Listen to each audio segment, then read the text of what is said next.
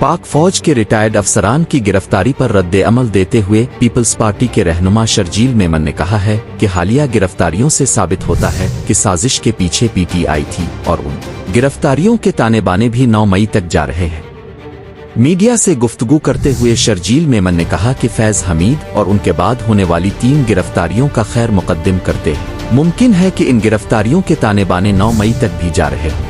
शायद कोई एक खास ग्रुप था जो दबाव के लिए अदम इस्तेहकाम पैदा करना चाहता था, जिसके लिए 9 मई को पूरी साजिश की गई, जिसका मकसद अवाम और इदारों को आमने सामने खड़ा करना था। उन्होंने कहा कि 9 मई का मास्टरमाइंड बानी पीटीआई और उसके सहूलतकार थे। तहरीक इंसाफ का एक सहूलतकार और भी है जिसने अदालतों में किरदार अदा किया, और वो एक बदनाम जमाना शख्स था। जब वो आईनी ओहदे पर मौजूद था तो इसने आइन की धज्जियां उड़ाईं। लोग साकिब निसार के इंतशार का शिकार हो चुके हैं। उन्होंने कहा कि आसित्ता सहूलतकारों से पर्दा उठ रहा है। कोई भी हो, इसके खिलाफ बिला खौफ कार्रवाई होनी चाहिए और 9 मई में जो भी बिलवास्ता बिलावास्ता मुलव्वस हो, इसके खिलाफ भी कार्रवाई होनी चाहिए।